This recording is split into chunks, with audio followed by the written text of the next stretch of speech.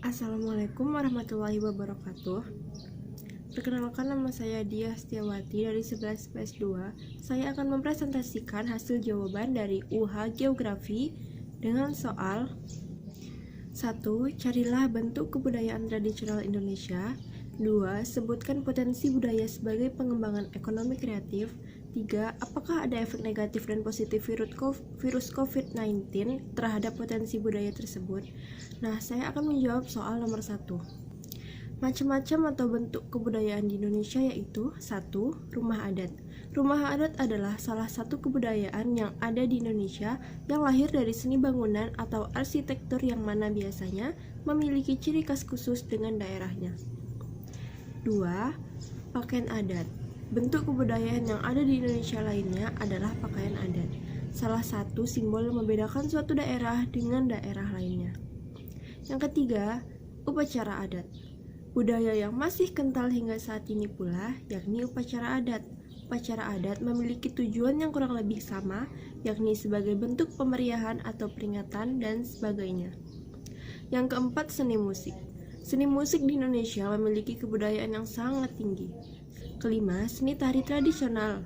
Seni tari salah satu budaya yang juga patut Indonesia banggakan. Tari yang ada di Indonesia memang memiliki keunikan dan karakteristik yang tinggi. Di mata dunia pun, tari Indonesia sangatlah dihargai. 6. Seni rupa tradisional. Budaya yang ada di Indonesia sangatlah kental dengan seni yang satu ini. Baik bangunan, lukisan, dan lain sebagainya, Indonesia memilikinya. 7. Senjata tradisional. Kebudayaan yang lahir dalam upaya melindungi diri ini menghasilkan sebuah hal yang tentunya sangat bernilai, yakni senjata tradisional. 8. Bahasa daerah. Dan kebudayaan terakhir yang merupakan keunggulan bangsa Indonesia adalah bahasanya, di mana akibat dari berbagai suku bangsa yang ada di Indonesia.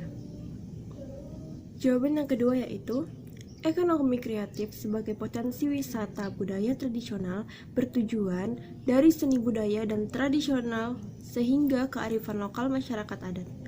Oleh karena itu, ekonomi kreatif mempunyai peranan untuk mempromosikan sekaligus melestarikan budaya tradisional. Contoh daerah-daerah di Indonesia yang telah mengembangkan ekonomi kreatif sebagai potensi budaya tradisional Indonesia adalah sebagai berikut. Yang pertama adalah daerah Tapanuli, Sumatera Utara. Di daerah ini, berbagai budaya tradisional telah dikembangkan menjadi ekonomi kreatif seperti tari tortor, rumah adat bolon, dan kain ulos. Yang kedua, daerah Kampung Laweyan, Solo, Jawa Tengah. Sejak abad 14, Laweyan udah menjadi pasar perdagangan pakaian. Saat ini, Laweyan terkenal sebagai kampung batik. Yang ketiga, daerah Kalimantan.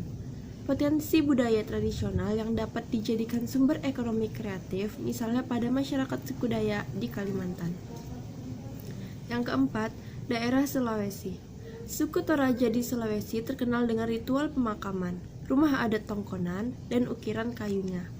Rambu Solo, upacara pemakaman yang berlangsung selama berhari-hari, merupakan potensi wisata budaya tradisional yang menarik wisatawan domestik dan mancanegara untuk berkunjung.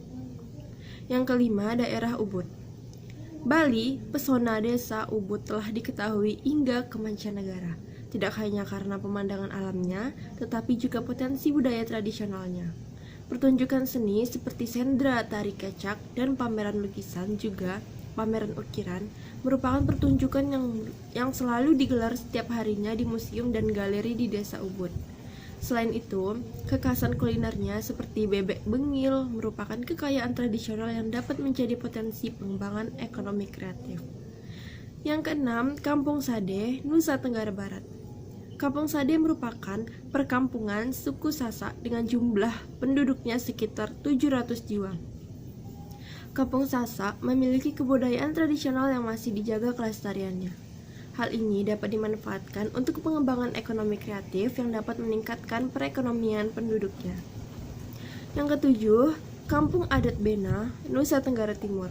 Kampung Adat Bena memiliki kekhasan tersendiri yang dapat menarik minat wisatawan untuk berkunjung.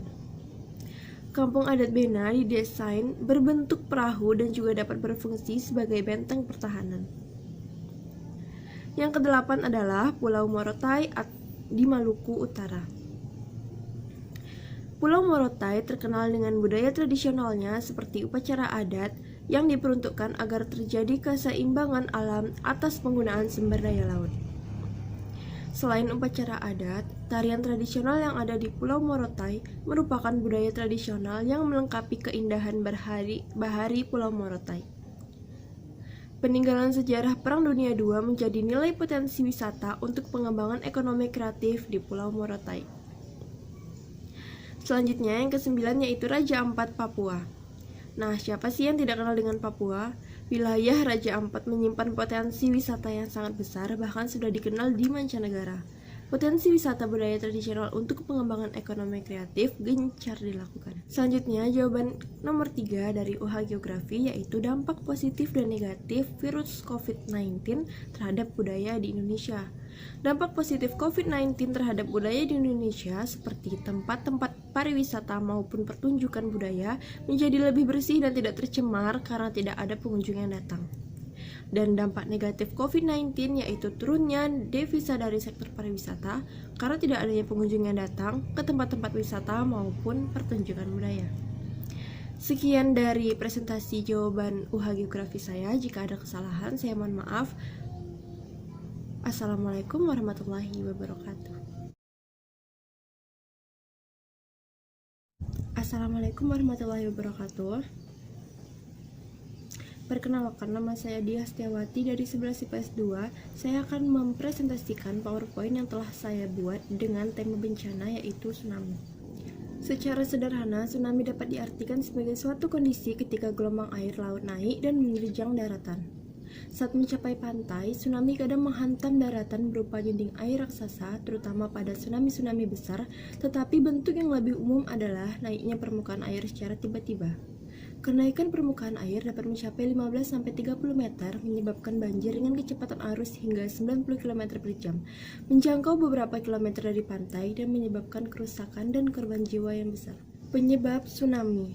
Sebab tsunami yang paling umum adalah gempa bumi bawah laut, terutama yang terjadi di zona penunjaman dengan kekuatan 7,0 magnitudo momen atau lebih. Penyebab lainnya adalah longsor, letusan gunung, dan jatuhnya benda besar seperti meteor ke dalam air. Karakteristik tsunami. 1.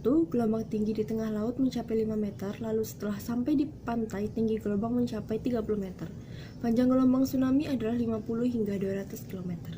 Yang kedua, panjang gelombang ini ditentukan oleh kekuatan gempa. Yang ketiga, periode waktu tsunami berkekuatan tinggi berdurasi hingga 10-60 menit. Yang keempat, cepat gelombang tsunami dipengaruhi kedalaman laut. Kecepatan gelombang akan berkurang seiring berkurangnya kedalaman laut. Nah, jika kita mengetahui karakteristik atau ciri-ciri terjadinya tsunami, kita dapat lebih berhati-hati jika bermain di pantai. Berikut upaya-upaya yang dapat dilakukan sebelum maupun saat terjadi tsunami. Berikut sebelum terjadi tsunami. Yang pertama, pastikan mengikuti perkembangan dari Pusat Informasi Bencana seperti BNPB, BPBD, BMKG, PVMBG, dan instansi terkait lainnya. Yang kedua, kenali tingkat risiko bencana tsunami di area rumah, sekolah, tempat kerja, atau tempat lain. Yang ketiga, ketahui wilayah daratan tinggi dan dataran rendah yang ada di sekitar kita. Yang keempat, jika sedang melakukan perjalanan ke wilayah pesisir pantai, kenali lokasi yang berpotensi menjadi tempat pengungsian. Yang kelima, pahami rute evakuasi yang telah dibuat ketika peringatan dikeluarkan oleh instansi yang berwenang. Selanjutnya yang keenam, siapkan tes siaga bencana yang berisi persediaan pengungsian dan tempatkan di area yang mudah dijangkau. Nah, itulah hal-hal yang dapat kita lakukan jika kita mengetahui ciri-ciri akan terjadi bencana atau sebelum terjadi bencana tsunami. Jadi kita telah siap siaga saat tsunami menerjang. Selanjutnya, upaya yang dapat dilakukan saat telah terjadi tsunami. Yang pertama, segera lari menuju tempat yang tinggi. Lakukan hal ini jika sedang berada di sekitar pantai dan terasa guncangan gempa bumi yang disusul air laut secara tiba-tiba sehingga dasar laut terlihat. Yang kedua, jika sedang berada di perahu atau kapal di tengah laut dan mendengar berita telah terjadi tsunami dari pantai, Maka jangan arahkan perahu atau kapal mendekat ke pesisir pantai, karena itu sangat berbahaya atau kita juga dapat tergiling ombak dari tsunami tersebut. Yang ketiga, jangan bergegas turun ke tempat rendah setelah gelombang pertama surut. Kita tidak tahu gelombang tsunami bisa jadi datang sekali atau 2 kali, bahkan lebih. Tetap waspada karena bisa jadi gelombang susulan yang datang justru lebih tinggi dan berbahaya. Yang keempat, jika tsunami terjadi saat sedang berkendara, segera keluar dan cari tempat yang tinggi dan aman. Hal ini perlu dilakukan karena menjaga diri kita. Yang kelima, segera mengungsi setelah ada pemberitahuan dari pihak berwenang yang berkaitan dengan penyebaran informasi tentang tsunami. Nah, yang keenam, utamakan keselamatan diri kita dan anggota keluarga. Tinggalkan barang yang tidak perlu dan dapat menghambat proses evakuasi diri. Nah, baiklah, sekian dari presentasi video PPT saya. Jika ada kesalahan kata, saya mohon maaf. Wassalamualaikum warahmatullahi wabarakatuh.